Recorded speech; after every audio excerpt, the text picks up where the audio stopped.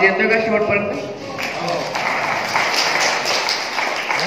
आणि पाठ झाल्यानंतर जो कोंबडा आहे तो बाग देतो.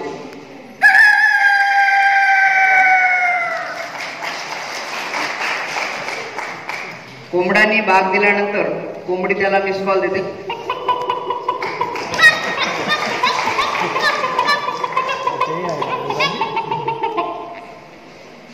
हळूहळू दिवस सुरुवात होते आणि गाई वासर ढोरे जे आहेत हे चरण्याकरता निघतात. तर गाय कशा पद्धतीने हंबरडा फोडते?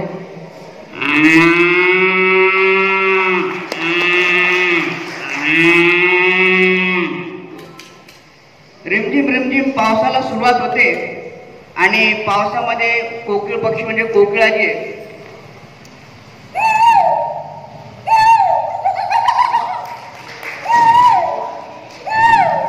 रिमझिम रिमझिम पाऊस सुरू होतो आणि या पावसामध्ये आपला मोर पक्षी जो आहे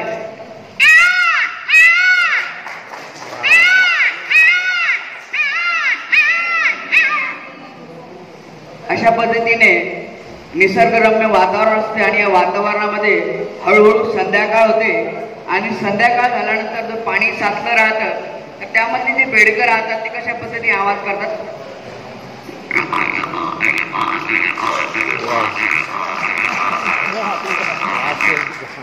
आणि रात्र झाल्यानंतर जे कोल्हे कुई राहते जंगलामध्ये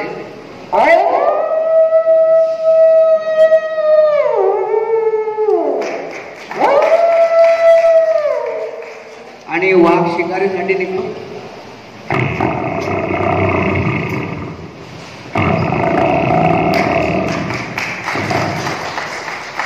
आता हे जसे पशुपक्षाचे आवाज झाले तर काही वाद्यांचे आवाज मी आपल्या समोर सादर करतोय. सर्वप्रथम आपला विदर्भ जो आहे तो जाणला जातो राष्ट्रसंत तुकडोजी महाराजांमुळे.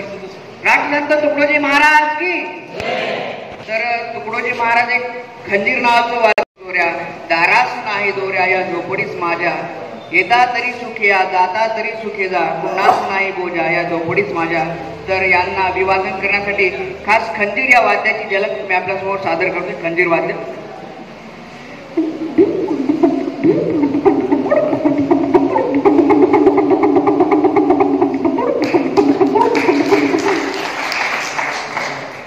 आज खास नारी शक्तीचा जागर आपल्या इथे आहे.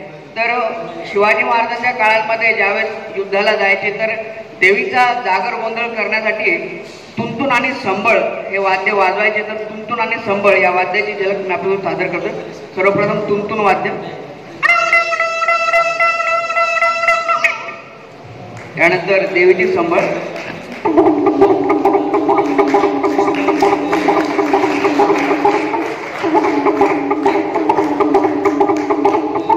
बोलिए दुर्गा भवानी मैया की. यानंतर आपल्या देशामध्ये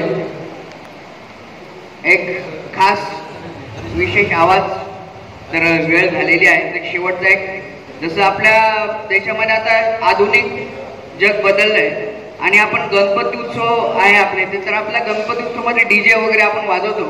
तर एक खास एका वेळेस 2 आवाज निघतील. ॲम्ब्युलन्स डीजे आवाज मी आपल्यासमोर सादर करतोय.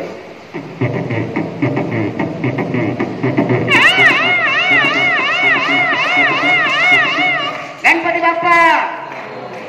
तर धन्यवाद.